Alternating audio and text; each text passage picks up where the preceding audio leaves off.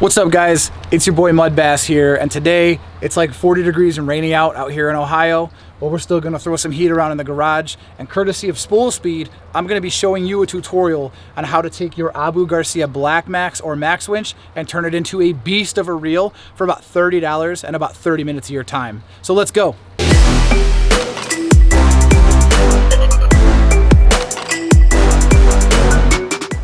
You may recognize this reel, and it's for good reason.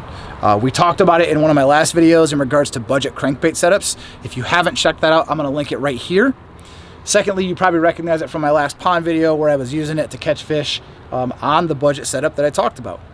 You guys probably don't know why you'd wanna throw one of these reels, so we're gonna talk about that real quick. It's a 5:4:1 gear ratio, so it's really slow. What that does, it allows you to reel fairly quickly, but because it's such a slow retrieve, it's 22 inches per turn versus a standard 25 to 27, what that does is keep the bait in the strike zone longer. So the bait will actually dive to depth and stay down there longer because you're reeling, but you're not moving the line a ton. So the bait's actually just diving as far as it can. 5:4:1 is gonna help you keep leverage on the bait. You're not gonna tire yourselves out throwing a crankbait because it does wear you out throwing it all day. The gear ratio is gonna help with that. Secondly, the gear ratio is gonna help, like I said, get that bait down and stay down. So 5:4:1 ratio, a winch is a really good setup. I have a tendency to burn the reel back really fast. Being that it's 22 inches per turn, I can do that and it still stays down there pretty good. The other reason I really like this reel, it's got a really simple braking system with just magnets on the side, spool tension magnets. It's basically like a beginner's crankbait reel. But like I said, once you change the bearings in this thing, it's a whole different animal. I would highly suggest it. I recommend that you go check Spool Speed out. I'll link them down below as well. It's the same kit for the BlackMax, so if you have a BlackMax and you're looking to turn it up a notch, the same kit will get you done and the same tutorial will get you done. So, without further ado, let's go. All right, so in the last video, we just did the bearing tune-up kit. We didn't do a handle, we didn't do anything else. We had the reel all torn apart. This is gonna be a little bit simpler. You only have 3 bearings that are inside this reel. So you have a screwdriver, 10 mil wrench or a socket with a ratchet, a set of channel locks, or a set of pliers. We also have the bearing kit here from Spool Speed. So it's a Luz or Abu 3-pack, 2 3x10s, 1 5x11. The seals are for saltwater only, so you don't need those. And we have the handle kit. The handle kits are on the website right now. We've already done this to one of the reels, and we're gonna finish this one up. So let's go ahead and start taking this apart. So since we're doing the handle, there's a couple extra steps here. You're gonna undo the screw that holds the retainer on, and you're going to go ahead and expose this. You're going to spin the handle so that you can use the anti-reverse to your favor and hold on to the handle so that you can release the torque on this nut to pull the handle off. So once that torque's released, be very careful. There is a spring on top of the drag star that is going to fall off if you're not careful. So remove the nut and replace the handle. If your spring doesn't end up coming off with your handle, it is placed angled side down towards the drag star, and we can go ahead and put the new handle on. I've taken the old handle off and put the new handle on. I'm going to do the same thing. I'm going to use the anti-reverse to hold this while I torque this down. You're gonna tighten it to where it's hand snug, and then you're going to put the lock back on here, and you'll see if it doesn't line up perfectly, you may have to tighten it just a tad to get it to line up. So again, snug it down, don't wrench it down, and then you'll end up actually using the alignment of the lock washer here to hold it in place. As you can see here, it is hand tight and it just barely does not line up. So I'm gonna go ahead and tighten it just a touch further. And there you go. This lines up now, and we can go ahead and put the screw in. And now the handle install is complete. You can see this handle is a little bit bigger, a little bit longer than the factory handle. It's a little bit wider. And what that's gonna do is give you better leverage when you're trying to reel in. You cover a little bit of broader distance, so when you're actually burning the bait in, it's not that big of a deal. But when you have a fish, you're not struggling with the handle. So it does help a great deal, and the grips are a little bit more comfortable than these rubber ones that you can't change out. So it may seem like a small upgrade, but it does change the dynamics of the reel, and it does make it a lot more comfortable to use. So now we'll go ahead and change the spool bearings. So I'm gonna go ahead and loosen the tension knob while holding the handle in place. If the drag star gets in your way, you can just loosen or tighten it, whatever you need to do. So I will go ahead and take that off.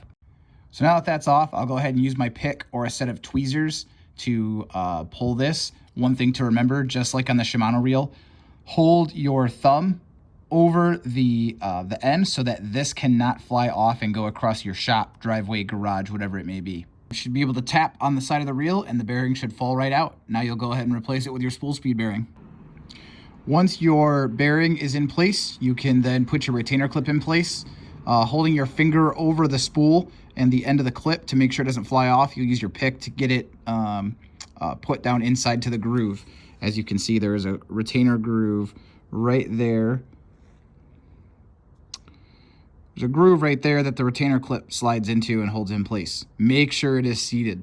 You can move to taking off the side plate and the spool. The way this works is this little bar slides out of the way, and then you actually twist the side plate to take it off. Once the side plate is off, you'll see we have another retainer clip here and another bearing. Finger over the end of the clip as you pop one side off so that you can reveal it and pull it right out. Now all you do is tap the side plate against something, or the boat deck or whatever you're using, and the bearing should fall right out so you can replace it with the new one. Then you'll go ahead and put the retainer clip back in. Just reverse the process, hold your finger over the edge of the clip so you can seat it. Now that the clip is seated, you are ready to move on to your spool bearing. Well, this little pin has caused a lot of controversy within the market. You do not need a pin removal tool. You just have to be extremely careful when you take this pin out.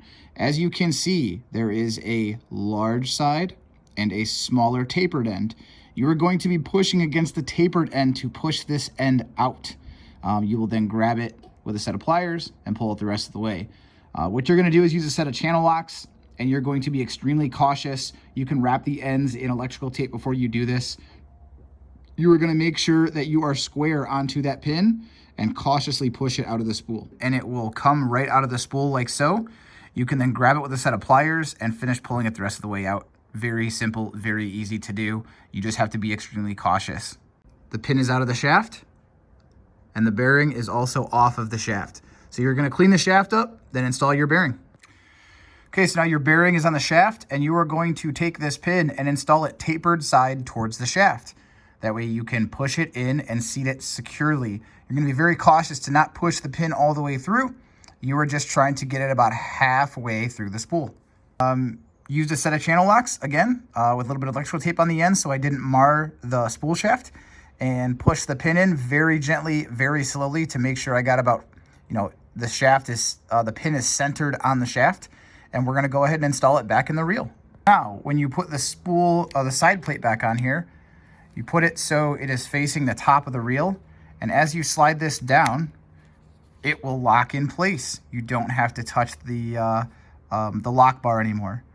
And now you're done. Your reel is complete, and you now have an upgraded set of bearings in this reel. So the first thing you're gonna notice now that you have the new bearings installed in the reel, if you've done a handle as well, you're gonna notice the reel feels completely different. Second thing you're gonna notice, you now have a set of bearings in this reel that actually allow you to cast this thing out there. The Maxwinch is a really good reel for crankbait fishermen. It's inexpensive, and if you're using a specific setup for crankbaits, you want to be in that 5.5 to 1 ratio. Now you have it, and you actually have the ability to throw a bait a long way, which allows it to get to maximum diving depth and keep that bait in the strike zone for as long as possible. I would say for the $50 or so it took to upgrade this reel, it saved this reel from the problems it actually ails from, and it actually saved this reel from going onto the shelf or possibly in the trash can, just because the reel itself, when you take it out of the package, I don't know if the bearings have a lot of grease in them or what's going on, but this reel has a lot of trouble casting. We've gotten rid of a lot of that problem now. I've tested these bearings and this handle already. You probably saw it in one of my last videos I was using it, and very, very pleased with the handle as well as the spool bearings. You're actually able to throw the bait a long ways, not really having to wrench really hard to get it out there, which means that you're gonna suffer from less backlashes because now the spool can actually you know, ramp up faster, and it's not gonna overrun on the end because now the bearings and the spool tension can actually control the spool properly without you having to try to loosen them all the way up, have no tension on it, and try to control it with your thumb. So awesome upgrade to the Abu Garcia Maxwinch and BlackMax series of reels. If you're really looking to, you know, if you're looking for an economical setup and you've got one of these reels, sometimes there isn't a need to change the reel. You can upgrade a couple things, like I said, a bearings and a handle, and it feels like a different reel, but it's the same. You haven't really spent a lot of money. You didn't have to go spend $100 to $150 and really go crazy on a reel. You can take your existing equipment, spend $40 or $50, and upgrade it. I didn't need to do the handles. I just like the upgraded handles. They feel a lot better. It's a wider handle, so it gives me a little bit more leverage when I'm using it for a bait. But I mean, for $30, you can take this reel and really take it to the next level, and I'll upgrade it to where it should have been from the factory. All right, guys, so that's a wrap on the day. If you have any questions or any comments or want me to help you do your Super Tune kit on your reel, help guide you through the process, hit that comment box below. You know, hit me up on social, Instagram, TikTok, whatever you want to get on. Message me. I'll be able to help guide you through it. But also, go check out Spool Speed. If you guys have a reel and you're having issues or troubles with it, for 30 or 40 bucks, they can go ahead and get you right and get your reel into a level that it should be at. Hit that subscribe button, hit that like button. It's how we're going to grow this channel and how we're going to keep content flowing. Have a great day and tight lines, you guys.